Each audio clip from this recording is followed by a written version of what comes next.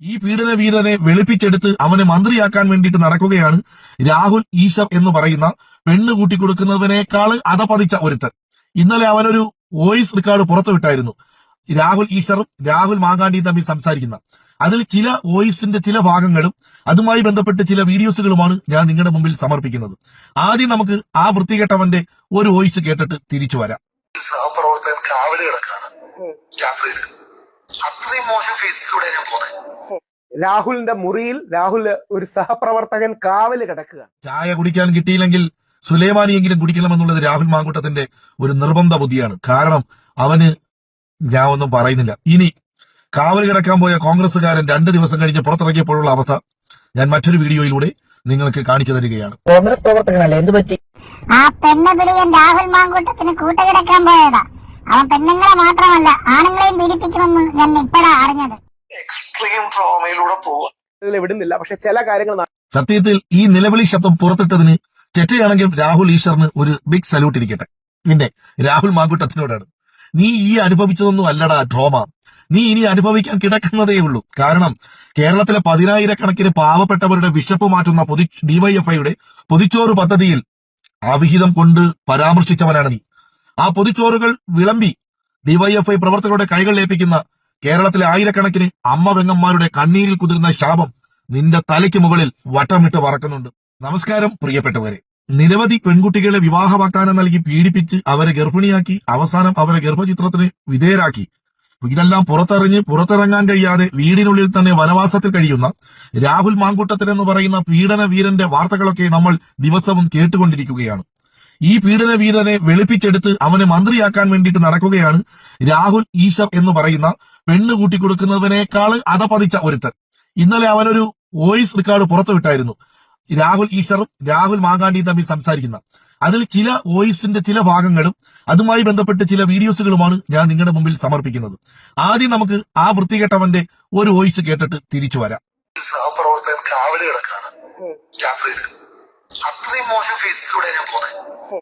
രാഹുലിന്റെ മുറിയിൽ ഒരു സഹപ്രവർത്തകൻ കാവല് കിടക്കുകയാണ്. രാഹുലിന്റെ ഒരു സഹപ്രവർത്തകൻ കാവല് കിടക്കുകയാണ്. ആദ്യം തന്നെ പറയട്ടെ, രാഹുൽ മാങ്കൂട്ടത്തിന് കാവല് കിടക്കാൻ പോയതല്ല കോൺഗ്രസ് പ്രവർത്തകൻ. ചായ കുടിക്കാൻ കിട്ടിയില്ലെങ്കിൽ സുലൈമാനിയെങ്കിലും കുടിക്കണമെന്നുള്ളത് രാഹുൽ മാങ്കൂട്ടത്തിന്റെ ഒരു നിർബന്ധ ബുദ്ധിയാണ്. കാരണം അവന് ഞാൻ ഒന്നും പറയുന്നില്ല. ഇനി കാവൽ കിടക്കാൻ പോയ കോൺഗ്രസുകാരൻ 2 ദിവസം കഴിഞ്ഞ് പുറത്തിറങ്ങിയപ്പോഴുള്ള അവസ്ഥ ഞാൻ മറ്റൊരു വീഡിയോയിലൂടെ നിങ്ങൾക്ക് കാണിച്ചു തരികയാണ്. കോൺഗ്രസ് പ്രവർത്തകനല്ല, എന്ത് പറ്റി? ആ പെണ്ണുപിടിയൻ രാഹുൽ മാങ്കൂട്ടത്തിന് കൂട്ടുകിടക്കാൻ പോയതാ. അവൻ പെണ്ണുങ്ങളെ മാത്രമല്ല ആണുങ്ങളെയും പീഡിപ്പിക്കുമെന്ന് ഞാൻ ഇപ്പോഴാ അറിഞ്ഞത്. താനെന്തിനാ പോയത്? ആ ഷാഫി പറമ്പിലും പി കെ ഫിറോസും കൂടി പറഞ്ഞപ്പോ പോയതാ, ഒറ്റയ്ക്കല്ലെന്ന് കരുതി. പക്ഷെ അവ ഇത്ര വൃത്തിയിട്ടവനാണെന്ന് അറിഞ്ഞില്ല. ഏതെങ്കിലും ലീഗിന്റെ ഓഫീസിൽ പോയാൽ ചിലപ്പോൾ ഇതിനൊരു പരിഹാരം കാണാൻ പറ്റും. അവിടെ ഉള്ളവന്മാർ ഇതിലും വലിയ വൃത്തിയിട്ടവന്മാരാ. പീഡിപ്പിക്കുക മാത്രമല്ല കയ്യിലിരിക്കുന്ന സ്വർണ്ണമെല്ലാം കൂടെ അവിടെ കുത്തിക്കേറ്റി എന്നെ എങ്ങോട്ടെങ്കിലും ഒക്കെ പറഞ്ഞു വിടും ചെറ്റകൾ. പാരാസെറ്റമോള് ഗുളികയെങ്കിലും വാങ്ങിത്തന്ന് എന്നെ ഒന്ന് രക്ഷപ്പെടുത്തണം പ്ലീസ്. എന്തായാലും ആ കോൺഗ്രസ് പ്രവർത്തകന്റെ അവസ്ഥ ഇതായിരിക്കുമെന്ന് നമ്മൾ മനസ്സുകൊണ്ട് ചിന്തിക്കുക. ഇനി രണ്ടാമത്തെ വോയിസ് ഉണ്ട്, അതുകൂടെ കേൾക്കാം. ഞാൻ രാവിലെ രാത്രി ഉറങ്ങാൻ കിടന്നാല് ഫോണൊന്നും ഞാൻ നോക്കിയിട്ടില്ല. രാത്രിയിൽ ഒരു പാരസെറ്റാമോൾ ഒരു സിട്രസിനും കഴിച്ചിട്ട് കിടക്കും ഉറങ്ങാൻ വേണ്ടിയിട്ട്. 5 മണി 6 മണി ആകുമ്പോഴാണ് ഞാൻ ഉറങ്ങുന്നത്. എന്നിട്ട് 7 മണി 8 മണിയൊക്കെ ഞാൻ എഴുന്നേക്ക് 2 മണിക്കൂറൊക്കെ ഉറങ്ങുന്നത്. വിശക്കാറുള്ളതുകൊണ്ട് തന്നെ ഭക്ഷണം കഴിക്കണമെന്ന് തോന്നാറുമില്ല. ട്രോമ എന്നൊക്കെ പറഞ്ഞു കഴിഞ്ഞാൽ എക്സ്ട്രീം ട്രോമയിലൂടെ പോവാ. ഇതിൽ വിടുന്നില്ല, പക്ഷെ ചില കാര്യങ്ങൾ സത്യത്തിൽ ഈ നിലവിളി ശബ്ദം പുറത്തിട്ടതിന് ചെറ്റയാണെങ്കിലും രാഹുൽ ഈശ്വറിന് ഒരു ബിഗ് സല്യൂട്ട് ഇരിക്കട്ടെ.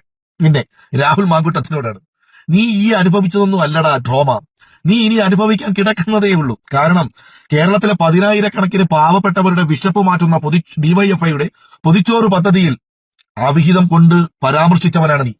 ആ പൊതിച്ചോറുകൾ വിളമ്പി ഡിവൈഎഫ്ഐ പ്രവർത്തകരുടെ കൈകൾ ഏൽപ്പിക്കുന്ന കേരളത്തിലെ ആയിരക്കണക്കിന് അമ്മ പെങ്ങന്മാരുടെ കണ്ണീരിൽ കുതിർന്ന ശാപം നിന്റെ തലയ്ക്ക് മുകളിൽ വട്ടമിട്ട് പറക്കുന്നുണ്ട്. പിന്നെ നിന്റെ അച്ഛനേക്കാൾ പ്രായമുള്ള ഇടതുപക്ഷ നേതാക്കളെ നിന്റെ അച്ഛനെ നീ വിളിക്കുന്നത് പോലെ എടാന്നും പോടാന്നും നീയെന്നുമാണ് നീ അഭിസംബോധന ചെയ്ത് നീ ചാനൽ ചർച്ചകളിൽ കുരയ്ക്കുന്നത്. മരിച്ചുപോയ പ്രിയപ്പെട്ട കുഞ്ഞനന്ദൻ സഖാവിനെ നീ 1 2 വട്ടോ അല്ല ചത്തു എന്ന് പറഞ്ഞ് ആക്ഷേപിച്ചത്. നീ TV ചാനൽ ചർച്ചകളിലും മൈക്കിന്റെ മുമ്പിലുമൊക്കെ ആളി കത്തുന്നത് കണ്ടപ്പോഴേ ഞങ്ങൾ വിചാരിച്ചതാ നീ അണയാൻ പോണ തീയാണ് എന്ന്. രാഹുൽ ഈശ്വർ എന്ന് പറയുന്ന പിമ്പിനേക്കാൾ അധപതിച്ചവൻ മാത്രമല്ല. ആരൊക്കെ നിന്നെ വെളുപ്പിച്ചെടുക്കാൻ ശ്രമിച്ചാലും നീ പീഡിപ്പിച്ച് ജീവിതം ഇല്ലാതാക്കിയ കുറെ പാവം പെൺകുട്ടികളുടെ കണ്ണുനീരുണ്ടാ നിന്റെ തലയ്ക്ക് മുകളിൽ.